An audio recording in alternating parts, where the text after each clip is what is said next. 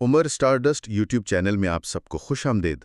تو آج ہم 20ویں صدی کے ایک بہت ہی با اثر فلسفی ژان پال سارتر اور ان کے فلسفہ وجودیت پر بات کر رہے ہیں۔ جی، وجودیت یعنی ایگزسٹینشلزم، ایک ایسا فلسفہ جس نے واقعی سوچ کے دھارے بدل دیے۔ بالکل۔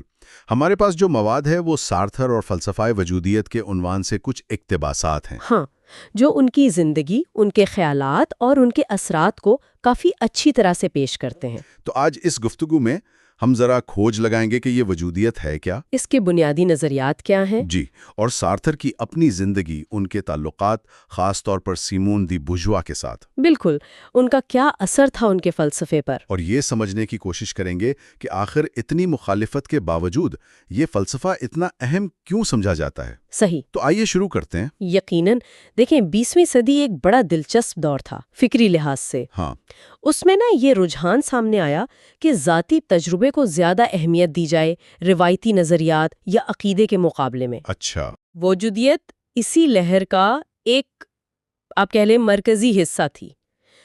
پہلے لوگ سمجھتے تھے کہ زندگی کا مطلب پہلے سے طے شدہ ہے۔ یعنی کوئی مذہبی یا سماجی اصول ہیں جن پر چلنا ہے؟ جی بالکل، وجودیت نے آ کر کہا نہیں، پہلے فرد ہے، اس کا وجود ہے، اور پھر وہ اپنے تجربے، اپنے انتخاب سے خود کو بناتا ہے۔ یعنی نظریہ بعد میں آتا ہے، تجربہ پہلے۔ اور یہی سارتر کا وہ مشہور زمانہ نکتہ ہے، وجود جوہر پر مقدم ہے، ایگزسٹنس پریسیڈز ایسنس۔ جی بالکل۔ یہ سننے میں تو بڑا گہرا لگتا ہے، اس کا مطلب کیا ہوا عام زبان میں؟ یہ اتنا انقلابی کیوں تھا؟ دیکھیں، اس کا سادہ مطلب یہ ہے کہ انسان جب پیدا ہوتا ہے نا تو وہ ایک کورا کاغذ ہوتا ہے۔ کورا کاغذ؟ ہاں، یعنی اس کی کوئی پہلے سے طے شدہ فطرت یا مقصد نہیں ہوتا۔ وہ پہلے دنیا میں آتا ہے، وجود پاتا ہے۔ ٹھیک۔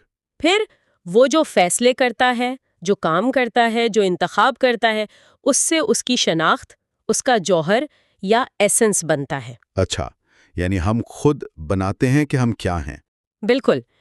اس کے الٹ جیسے کوئی چیز بنائی جاتی ہے، میز، کرسی، ہاں؟ تو بنانے والے کے ذہن میں پہلے سے ہوتا ہے کہ یہ کیسی ہوگی، کس کام آئے گی، یعنی اس کا جوہر پہلے ہے، وجود بعد میں۔ ہاں، سمجھ گیا۔ سارتر کہتے ہیں انسان کے ساتھ معاملہ الٹ ہے، وہ پہلے ہے پھر خود کو بناتا ہے۔ اور یہ انقلابی اس لیے تھا کیونکہ یہ تقدیر، موروثی کردار، جی، اور خدا کی طرف سے دی گئی فطرت، ان سب تصورات کو چیلنج کرتا تھا۔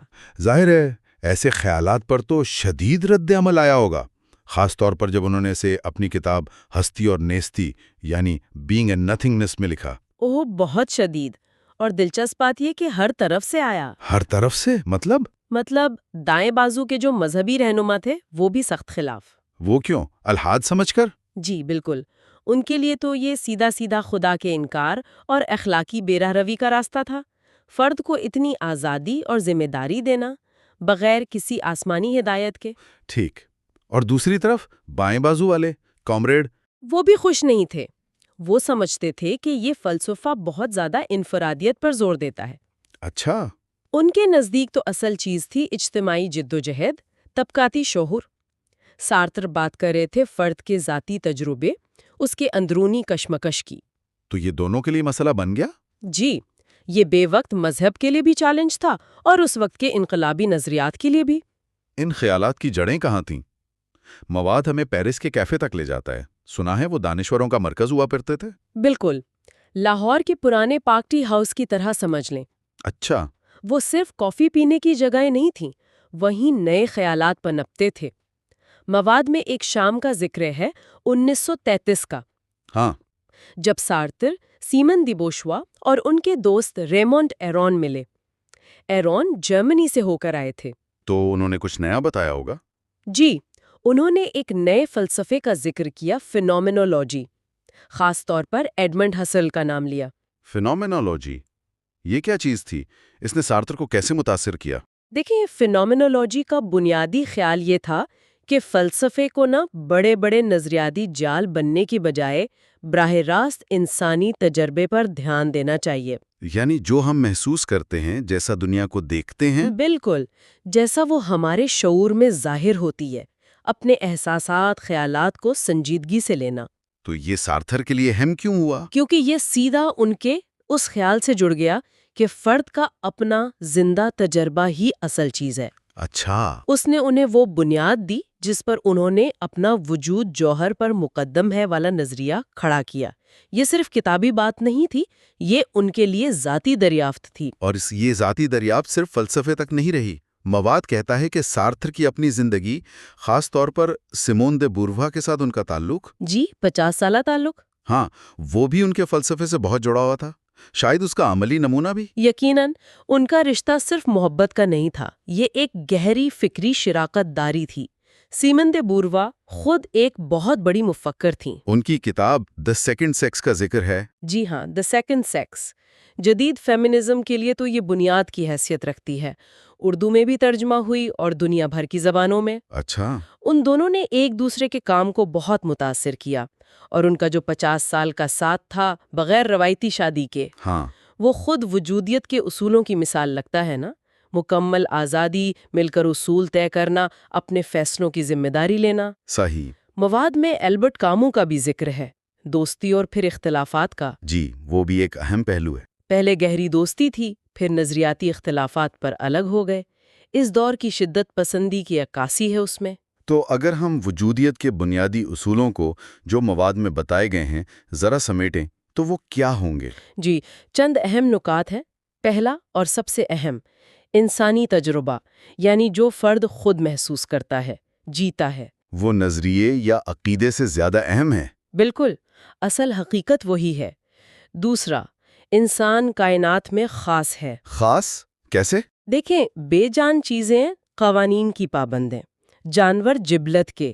مواد میں مثال ہے گائے، گھاس کھائے گی، شیر گوشت۔ ہاں، انسان واحد ہے جو انتخاب کر سکتا ہے، کیا کھانا ہے، کیا پہننا ہے، کیا سوچنا ہے، اور اپنا انتخاب بدل بھی سکتا ہے۔ یہ انتخاب کی صلاحیت ہی اسے منفرد بناتی ہے۔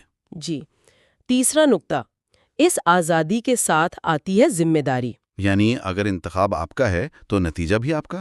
بالکل، آپ یہ نہیں کہہ سکتے کہ مجبوری تھی یا قسمت ایسی تھی۔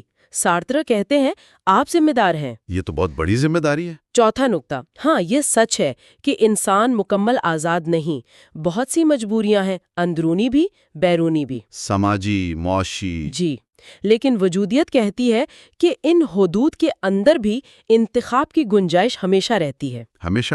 کم از کم آپ یہ تو انتخاب کر سکتے ہیں کہ ان حالات کا سامنا کیسے کریں، ان پر رد عمل کیا دیں، کچھ نہ کچھ آزادی باقی رہتی ہے۔ یہ آزادی اور ذمہ داری کا تصور واقعی بہت طاقتور ہے۔ مواد میں یہ بھی ہے کہ سارتھر کے نزدیک انسانوں کو امن سے رہنے یا اخلاقی ہونے کے لیے خدا یا مذہب کی ضرورت نہیں۔ جی، وہ ملحد تھے۔ ان کا ماننا تھا کہ اخلاقیات کی بنیاد انسانیت، باہمی احترام اور ذمہ داری ہو سکتی ہے، بغیر کسی مافوق الفطرت ہستی کے۔ ہاں، ان کے نزدیک اصل اخلاق یہ ہے کہ آپ اپنی آزادی ذمہ داری سے استعمال کریں اور دوسروں کی آزادی کا بھی احترام کریں۔ اچھا، یہی سوچ ان کے نوبل انعام ٹھکرانے والے واقعے میں بھی نظر آتی ہے۔ ہاں، 1964 میں ادب کا نوبل انعام، یہ تو بہت بڑی بات تھی۔ کیوں ٹھکرا دیا انہوں نے؟ مواد کے مطابق سارتر کا خیال تھا کہ ادیب کو بالکل آزاد رہنا چاہیے۔ آزاد کس سے؟ اداروں سے، نظریات سے۔ ان کا کہنا تھا کہ کوئی بھی بڑا اعزاز قبول کرنے سے آپ اس ادارے سے جڑ جاتے ہیں، تو پھر آپ کی آزادی، آپ کی غیر جانبداری متاثر ہو سکتی ہے۔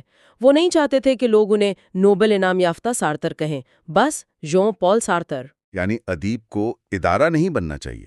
بالکل، تاکہ وہ سماج پر، سیاست پر آزادانہ تنقید کر سکے۔ یہ ان کی آزادی سے محبت تھی۔ سارتر صرف فلسفی نہیں تھے، بڑے ادیب بھی تھے، ناول، ڈرامے۔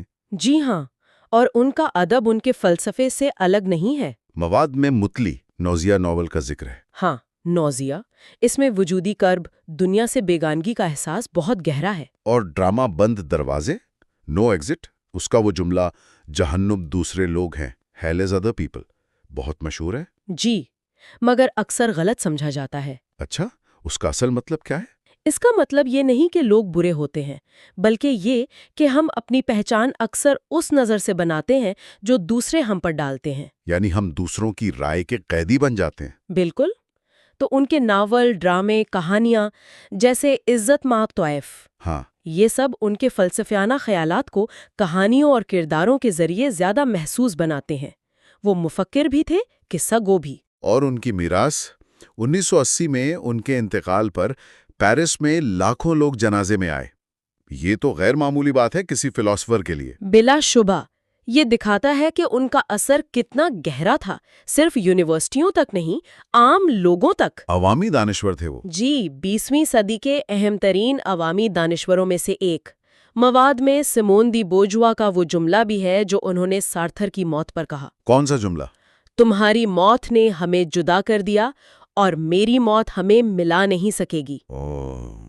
بہت گہرا ہے۔ جی، یہ ان کے تعلق کی نوعیت اور ان کے مشترکہ نظریات یعنی لادینیت اور حیات بعد الموت پر عدم یقین دونوں کو ظاہر کرتا ہے۔ تو اگر ہم اس ساری گفتگو کو سمیٹیں، کلیدی پیغام کیا نکلتا ہے؟ اس سب کا کیا مطلب ہے؟ دیکھیں، بنیادی طور پر سارتھر اور وجودیت ہمیں یہ بتاتے ہیں کہ انسان اپنی زندگی کا خود ذمہ دار ہے، مالک ہے۔ مالک اور ذمہ دار۔ ہم آزاد ہیں انتخاب کرنے میں، لیکن پھر ہمیں اپنے فیصلوں کے نتائج بھی قبول کرنے ہوں گے۔ اور ہمارا اپنا تجربہ سب سے اہم ہے۔ جی، ہماری اپنی سچائی کسی بھی بنے بنائے نظریے سے زیادہ قیمتی ہے۔ سارترے کی زندگی، ان کا کام، ان کا تعلق سب اسی محور کے گرد گھومتے ہیں۔ اور یہ آج بھی اہم ہے۔ بالکل، کیونکہ یہ فرد کو ہمت دیتا ہے کہ وہ اپنی تقدیر خود بنائے، حالات جیسے بھی ہوں۔ واقعی فلسفے کی تاریخ میں سارترے کا مقام بہت الگ ہے۔ فرد کی آزادی اور ذمہ داری پر اتنا زور۔ جی، اور اس نے سوچ کے نئے راستے کھولے۔ ان کے اثرات صرف فلسفے پر نہیں، ادب، نفسیات، سیاست سب پر پڑے۔ 20ویں صدی کو سمجھنے کے لیے وجودیت کو سمجھنا ضروری ہے۔ یقیناً، اس کے بغیر 20ویں صدی کی فکری تاریخ نامکمل ہے۔ یہاں ایک سوال ذہن میں آتا ہے آخر میں، شاید ہمارے سامعین بھی اس پر سوچنا چاہیں۔ جی، وجودیت کا یہ جو شدید زور ہے انفرادی آزادی اور ذاتی ذمہ داری پر، یہ آج کے دور میں کیسے دیکھا جائے؟ آج کے دور میں ہاں، جہاں اکثر اجتماعی بھلائی، سماجی ذمہ داریوں، مشترکہ اقدار کی بات ہوتی ہے، کیا یہ دونوں چیزیں یعنی فرد کی آزادی اور سماج کی بھلائی ایک دوسرے سے ٹکراتی ہیں؟ یا ان میں کوئی توازن پیدا کیا جا سکتا ہے؟ بالکل، یہ ایک اہم سوال ہے جو سارتھر کے خیالات پر غور کرنے سے پیدا ہوتا ہے۔